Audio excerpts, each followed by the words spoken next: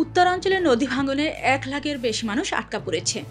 বাংলাদেশের উত্তরাঞ্চলে তিস্তা ও দুধকুমার নদীর পানি বিপদসীমার উপরে উঠে যাওয়ায় 1 লাখেরও বেশি মানুষ পানিবন্দী হয়ে পড়েছে। ফলে ফসলি জমি, বাড়িঘর, নির্মাঞ্চল প্লাবিত হয়েছে। শুধু নীলফামারীতেই 2 উপজেলার প্রায় 10,000 পরিবার পানিবন্দী হয়ে পড়েছে, যেখানে আমন ও সবজি চাষের বিশাল আবাদি জমি রয়েছে। উজান থেকে আসা ভারী বর্ষণ ও পাহাড়ি প্রবাহ যা গজলডোবা ব্যারেজের সব গেট খুলে দিয়েছিল, তিস্তার মধ্যে দিয়ে জলের ঢেউ পাঠিয়েছে। তিনি আরও যোগ করেছেন, কয়েকদিনের ভারী বর্ষণের পর লালমনিরহাটে কোমর গভীর বন্যার পানির মধ্য দিয়ে বাসিন্দারা হেঁটে যাচ্ছেন এবং উজান থেকে আসা পাহাড়ি প্রবাহ তিস্তা ও দুধকুমার নদীকে বিপদসীমার উপরে ঠেলে দিয়েছে।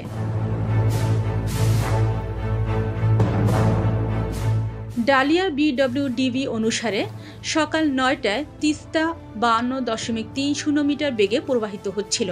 বিপদ চিহ্ন 52.15 মিটার থেকে 15 সেন্টিমিটার উপরে, যা মাত্র 3 ঘন্টা আগে 11 সেন্টিমিটার উপরে ছিল। বুধবার নদীর পানি বিপদসীমার 7 সেন্টিমিটার উপরে ছিল।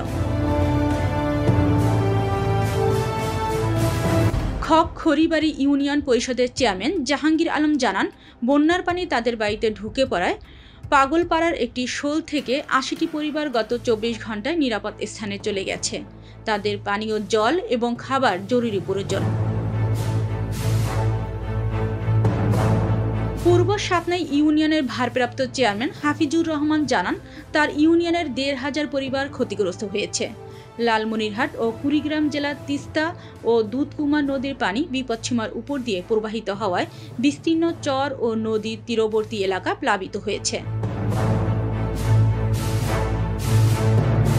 লালমনিরহাট জেলা ত্রাণ ও পুনর্বাসন কার্যালয় অনুসারে কুড়িগ্রাম, লালমনিরহাট এবং রংপুর অঞ্চলে 1 লাখেরও বেশি লোক আটকা পড়েছে। লালমনিরহাট জেলা ত্রাণ ও পুনর্বাসন কার্যালয় অনুসারে কুড়িগ্রাম, লালমনিরহাট এবং রংপুর অঞ্চলে 1 লাখেরও বেশি লোক আটকা পড়েছে। অনেক বাসিন্দা বেড়িবাঁধ এবং সরকারি সড়কে আশ্রয় চেয়েছেন। গবাদি পশু ও জিনিসপত্র নিয়ে এসেছেন এবং অস্থায়ী পলিথিনের তাঁবুতে আশ্রয় নিয়েছেন।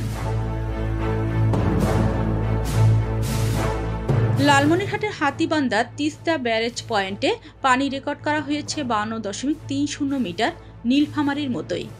কুড়িগ্রামের নাগেশ্বরীর পাটেশ্বরীতে দুধকুমারীর উচ্চতা 29.66 মিটার, বিপদসীমা 6 সেন্টিমিটার উপরে।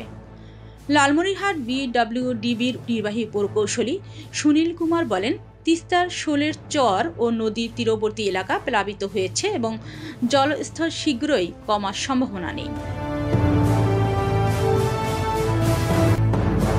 তিনি বলেন, তিস্তা ব্যারেজের সব গেট খুলে দেওয়া হয়েছে, তাই ভাটির পানিও বাড়ছে। তিস্তার বিপদসীমার ঊর্ধ্বে প্রবাহে লালমনিরহাট, কুড়িগ্রাম, রংপুর, গাইবান্ধা ও নীলফামারীর 16 বরাবর 13টি উপজেলার 33টি ইউনিয়ন এবং কুড়িগ্রামের নাগেশ্বরী উপজেলার দুধকুমার 16 বরাবর 8টি ইউনিয়ন প্লাবিত হয়েছে, যার ফলে কয়েকটি চরাঞ্চল ও চরাঞ্চলের কয়েকটি গ্রাম ক্ষতিগ্রস্ত হয়েছে।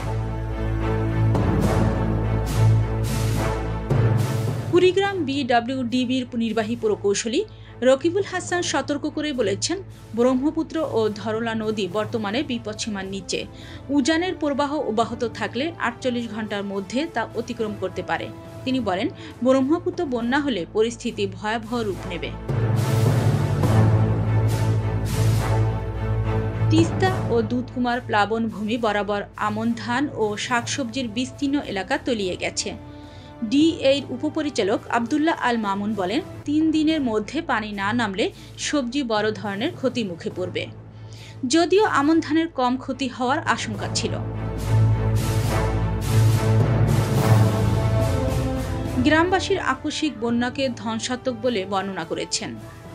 প্রতিবেদনে ছিলেন হাসানাত, কণ্ঠে রুমানা, ওয়ার্ল্ড ভিউজ।